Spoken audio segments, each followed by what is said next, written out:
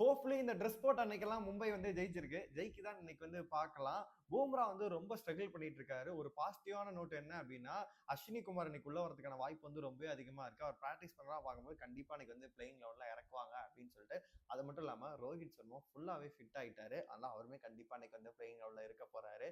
அது மட்டும் இல்லாம வில் ஜாக்ஸ பத்தி ஸ்டில் இப்போ ஒரு மணி 4 மணி ஆகுது. எந்த ஒரு அப்டேட்டுமே இல்ல. அவர் வரல. அதுதான் கன்ஃபார்மா தெரியுது. அதனால ஓவர்சீஸ் ஸ்லாட் வந்து யார் 4 பேரை வந்து கொண்டு போறாங்க.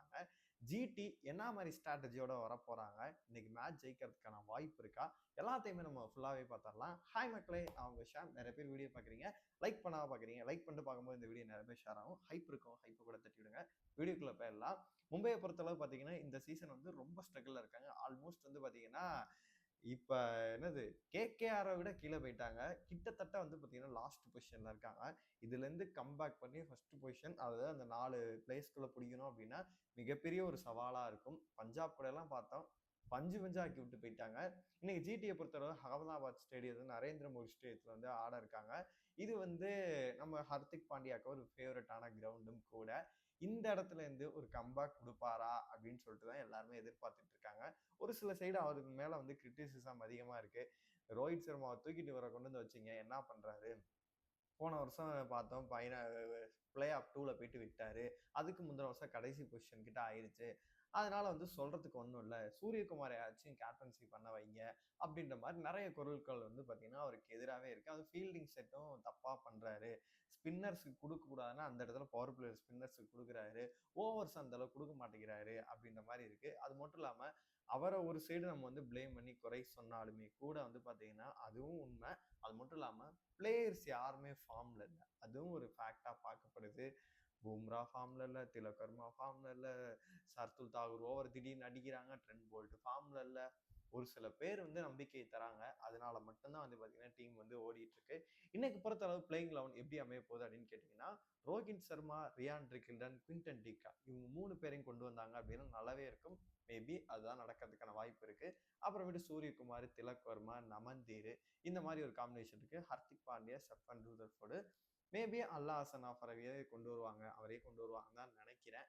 அதுதான் நடக்கும். அதுக்கப்புறம் பார்த்தீங்கன்னா சர்துல் தாகரை மீண்டுமே நம்பி அவருக்குமே ஓவர் கொடுப்பாங்க. பூம்ரா கண்டிப்பா இன்னைக்குலேருந்து ஒரு ஃபார்ம் கொண்டாரு அப்படின்னா கண்டிப்பா வந்து அது வேற மாதிரி போயிடும். அப்புறமேட்டு ட்ரெண்ட் போல்ட்டுக்கு பதிலாக மேபி கார்வின் போஸ், அப்புறமேட்டு அஸ்வினி குமாரை வந்து கொண்டு வரதுக்கான வாய்ப்பு இருக்க மாதிரி தான் நான் பார்க்குறேன். வெயிட் பண்ணி பார்க்கலாம். என்னோட பிளேயிங் லெவன் வந்து மோஸ்ட் லைக்லி வந்து பார்த்தீங்கன்னா சேமாக தான் இருந்திருக்கு. குவிண்டன் டிகா போன மேட்ச் வந்து செம்ம பாசிட்டிவா ஆரம்பிச்சாரு. சரியான ஒரு 100 வந்து மும்பைக்காக வந்து ஃபர்ஸ்ட் 100 வந்து போட்டு கொடுத்தாரு. டீம்ல யாருமே போடல, அவர் தான் ஃபர்ஸ்ட் போட்டு கொடுத்தாரு இந்த சீசன்ல. ஆனால் செம்ம பாசிட்டிவ் நோட்டாவே இருக்காரு. அப்புறமேட்டு அப்படியே எல்லாம் ஃபார்ம் கொண்டாங்க அப்படின்னா கண்டிப்பா வந்து ஜிடிக்கு வந்து மறக்க முடியாத ஒரு அவங்க ஹோம் கிரவுண்ட்ல வந்து பரிசை கொடுக்கறதுக்கான வாய்ப்பு ரொம்ப அதிகமா இருக்க மாதிரி தான் நான் பாக்குறேன். இன்னைக்கு என்னமோ தோணுது மும்பை ஜெயிக்குமோ அப்படின்ற மாதிரி. பார்ப்போம் இன்னைக்கு நைட்டு என்ன மாதிரி வீடியோவில் சந்திக்கிறேன் அப்படின்னு சொல்லிட்டு. அப்புறமேட்டு ஜிடியை பொறுத்தளவு அவங்களோட பிளேயிங் லெவன் எப்படி அமையுது அப்படின்னு கேட்டிங்கன்னா, கண்டிப்பாக போன டைம் இருந்த அதே பிளேயிங், ஏன்னா நல்லா இருக்கு. பேட்டிங் நல்லா தான் இருந்துச்சு, பவுலிங் நல்லா தான் இருந்துச்சு. பேட்டிங்கில் மட்டும் கொஞ்சம் ஸ்ட்ரகிள் பண்ணிட்டு இருக்காங்க. சுமன் கில் சொல்லவே தேவையில்ல, ஒரு ஸ்ட்ரகிள்ல இருந்தாரு, இப்போ வேற லெவல் ஃபார்ம்ல இருக்காரு. அவரும் சாய் அடிச்சு கொடுத்துட்டாரு அப்படின்னா, அதுக்கப்புறம் ஜாஸ் பட்லர் 3 பேரும் போன சீசன் பார்த்தோம் 1500 ரனுக்கு பக்கம் அடிச்சாங்க. இந்த சீசன் அவங்க அடிச்சாங்க அப்படின்னா மிடில் ஆர்டர் யாருக்குமே தேவையே படாது. இன்னைக்கு வந்து ஒரு சேஞ்சஸ் மட்டும் அவங்க பண்றதுக்கான வாய்ப்பு இருக்கு. பிலிப்ஸை உட்கார வச்சுட்டு ஹோல்டர் உள்ள கொண்டு வந்தாங்க அப்படின்னா பேட்டிங்கும் அவர் நல்லா பண்ணுவாரு, பவுலிங்கும் உங்களுக்கு போட்டு கொடுப்பாரு. அதெல்லாம் அந்த இது பண்ணும். இல்லை பிலிப்ஸோடய போறாங்களான்னு சொல்லிட்டு தெரியவே இல்லை.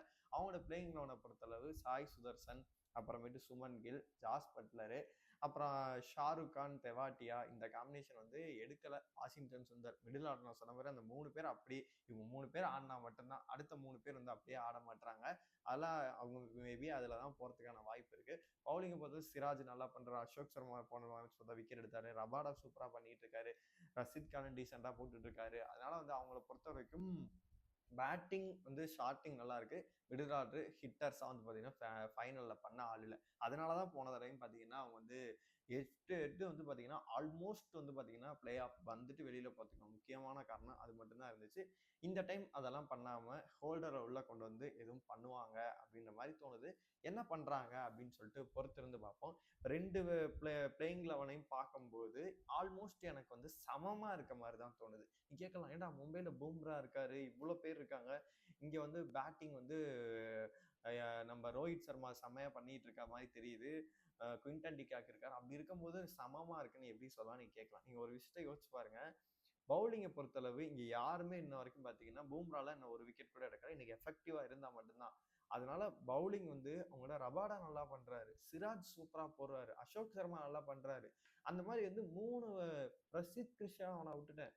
பர்பிள் கேப் ஹோல்டரா வந்து பாத்தீங்கன்னா போன மேட்ச் வந்து எடுத்துட்டு வந்தாரு. மாறிக்கிட்டே தான் இருக்கு, ஒவ்வொரு நாளும் மாறிக்கிட்டே தான் இருக்கு. சாய் சாய் ஓப்பனிங் நல்லா தொடங்கினா அப்படின்னா கில்லு வந்து ஆரஞ்சு கேப் ஹோல்டரா இருக்காரு. அந்த மாதிரி வந்து அவங்க பாத்தீங்கன்னா கம்ஃபர்டபுளா வந்து பாத்தீங்கன்னா இருக்காங்க. பேட்டிங் மட்டும்தான் வந்து மிடில் ஆர்டர் நான் சொன்ன மாதிரி கிளைமேக்ஸ்ல மட்டும்தான் சொதப்புதே ஒழிய ஓப்பனிங் நல்லா பண்ணிட்டாங்கன்னா அதுவுமே உங்களுக்கு வந்து ஒருத்தன் நின்னுட்டானா போதும். சாய் நின்ட்டாரு 70 ரன் அடிக்க முடியல, முடிஞ்சு போச்சு.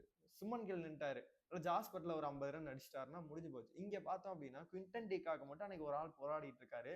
அவருக்கு பார்ட்னர்ஷிப் போட்டு வந்து பாத்தீங்கன்னா ஒருத்தர் கூட வந்து பாத்தீங்கன்னா ஹெல்ப் பண்ணவே இல்லை. அப்புறம் எப்படி இருக்கும், நம்ம சொல்றதுக்கே ஒண்ணுமே இல்லை அப்படின்ற மாதிரி தான் இருக்கு. அதனால மேபி இன்னைக்கு வந்து பாத்தீங்கன்னா 50-50 சான்சஸ் இருக்கு. மேபி மும்பை ஜெயிக்கிறதுக்கான வாய்ப்புமே ரொம்பவே அதிகமா இருக்கு. மேபி ஜிடி ஜெயிக்கிறதுக்கான வாய்ப்புமே அதிகமா தான் இருக்க மாதிரி தான் பாக்குறேன். நீங்க சொல்லுங்க, உங்களை பொறுத்த வரைக்கும் மும்பைல வந்து மிகப்பெரிய ஒரு ஃபால்ஸா வந்து எதை பாக்குறீங்க?